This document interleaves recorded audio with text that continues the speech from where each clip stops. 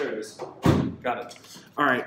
I wanted to share this with you because it is a note and a very sentimental note that I've had now probably over, probably 15 years. Maybe 15 years I've had this little business card size note, and it was given to me from a friend, but also who used to be one of my paper route customers. Over 15 years ago, I started it wasn't my first business, but one of my first entrepreneurial ventures was being a paper boy. I was an independent contractor for a newspaper company, and I was delivering newspapers on my bike, and then eventually went into when I got a car, I was doing that in a car as well. And I learned a lot of lessons while I was doing that, by the way. I learned lessons about, going above and beyond, that when you give more, you'll receive more. I remember that, I'll tell you a quick story before I do this. I remember putting out a survey. Now, I didn't have everyone's email addresses, so what I would do is I would actually write letters to all my paper route customers. I'd write them one letter every month, so it's 12 letters a year, and I'd write them a letter asking them about, how they're doing, how's their life going, and what's going on with them, and I'd also fill them in a little bit about what's happening in my life. And so I do that every month, and they absolutely loved my letters. I even got notes sometimes of customers saying they loved my letters more than they liked the news. I thought that was really cool.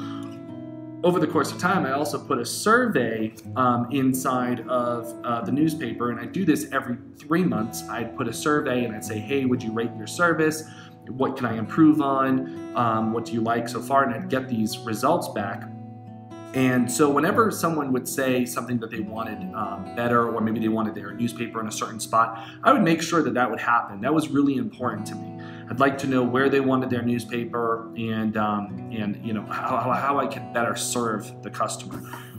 So over the years, I met a man who just impacted my life because he just wasn't the average customer. He actually wasn't one of my customers that tipped me a lot. He did leave me tips, but he wasn't my biggest tipping customer where I received like hundreds of dollars sometimes from even one customer. I remember receiving $200 from one customer. It wasn't that. Actually, his tips meant absolutely zero compared to what he instilled in me. His name was Alex. Let me tell you about Alex. Alex was already an elderly gentleman. Over 70 years old. I remember him telling me he always say, I'm older to be your grandfather. and he was an elderly gentleman, and when there would be usually on a Saturday, what he would do is, I knew when he wanted to talk because he told me that he said, hey, whenever you see my garage door open about this much off the ground, that means I want you to ring the doorbell, and I want to chat with you.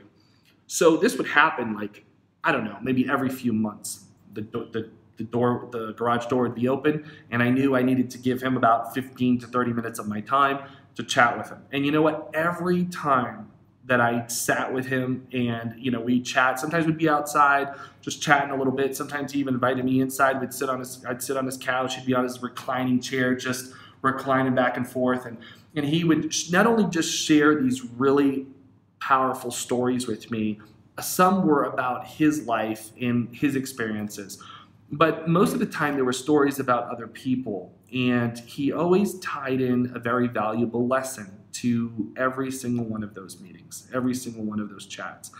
And so I'll never forget, and I've always kept this. It's a little business card size. I don't know if I want to call it a poem or a story. And I'm going to read it to you right now. It's called The Builder. I don't know if you've ever seen this online. You could probably Google this and find out and read actually The Builder. But I'll read it to you right now. And I want to read the note that he put on the back here as well. So it's titled The Builder. And it says, there was a man who was an efficient builder. He had worked for years in a large company and had reached the age of retirement. His employer asked him to build one more house. It was going to be his last commission. The builder looked at the job, but his heart was not so involved. He used inferior materials, timber was poor, and he failed to see the many things that should have been clear to him had he shown even his normal interest in his work.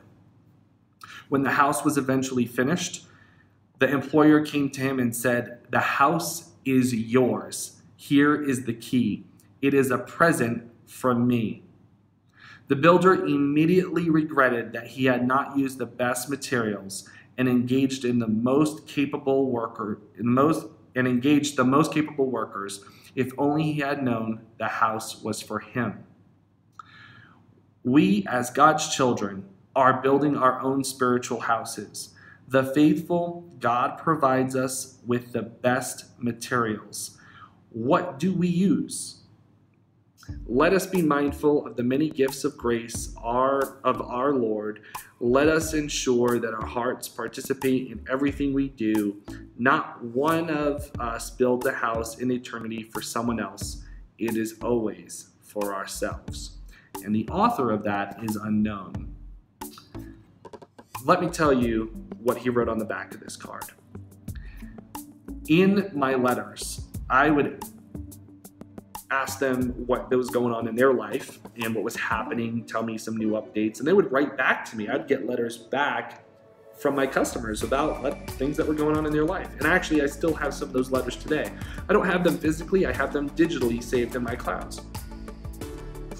In one of those letters, I put my goals down, and I shared my goals publicly with all my customers. I put my goals for that year inside of the letters. I remember one of those goals, I had never made over $20,000 for a number of years as a paper route carrier and a few other jobs that I had. And I never forget that in one of the letters, I had started a new job as a mortgage broker, and I put down that I wanted to earn in my first year $50,000. So on the back of this card, he gave me this after one of our chats, and on the back of it, he put here, he says, "P.S. That 50,000 will be surpassed. Keep the faith." And you know what? He was right. He was right, because I earned more than $50,000 that year. I actually earned over $100,000 that year. And when that happened, I went back with this card. I went back to Alex's house, and I was so excited. I grabbed this card, I drove back to his house, and I'll never forget, I even brought one of my pay stubs that showed the total of what I earned that year, my year-to-date total. So I grabbed that paperwork, and I grabbed this card, and I went to Alex's house. But this time, the garage door wasn't open. Of course, I wasn't the paper boy at the time. But I rang the bell, and I opened up the screen door that was still there. And when I rang the bell, I didn't hear the voice that I normally heard, which he always gave like a kind of a gruffle sound. He always said, "I'm coming." And sometimes as hard-spoken as he was, he had such a soft side to him. So I rang the bell, and then I didn't hear his voice, so I gave the door a few knocks, and still no one answered the door. So finally, I rang the bell one last time, and I could hear steps coming towards the door. And the door opened. And when the door opened, I was greeted by his daughter, who I had never met, but I had heard stories about. And I didn't know who she was, so I said, "Hi, I'm Nathan, and I used to be Alex's paperboy."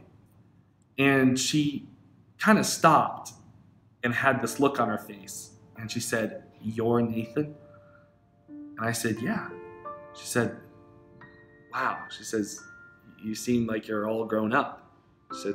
And I said, "Well, yeah, I know it's been a few years since I've been around." And she said, "My dad told me a lot about you and how great you were." And she said, "Thank you for always putting the newspaper in the mailbox. He really appreciated that. And he would tell me about you." And I said, "Yeah, sure, no problem." I said, "Actually, I'm here because I wanted to share this with him, this paperwork that I have with him." And And she said, "Oh," she said, "that's great." She said, he would be, surprised. He'd be happy to see you for sure. And then just a moment later, she said, "But unfortunately, my dad is no longer alive." And it was in that moment that I realized that, one, you can't take time for granted, but two, I think it's super important to tell the people that have an impact on your life, to tell them how grateful you are for them. I was never able to tell Alex that I achieved and surpassed my $50,000 goal. I was never able to tell Alex how impactful this note meant to me in my life. But something that will always remain with me is the impact he made in my life. That I should always be building my house, myself, my foundation for me, for my home, for my house. That I'm building it with the best materials. That I'm building it as I'm gonna live there, and I am the one that's gonna be home in that home that is being built. So I thanked his daughter. Her name was Teresa.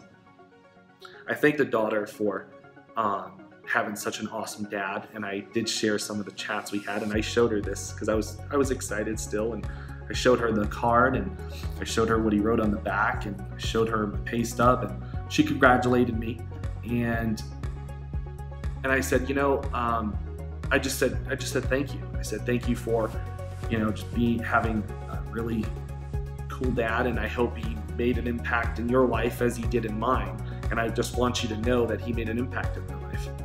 And she said, "Oh, thank you so much," and I went on my way. And but 15 years later, I still have this card, and something I don't want to get rid of. It means a lot to me.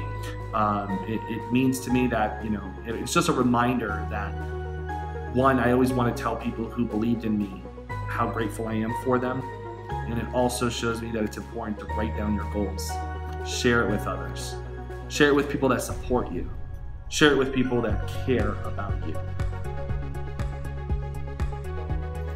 Never ever give up.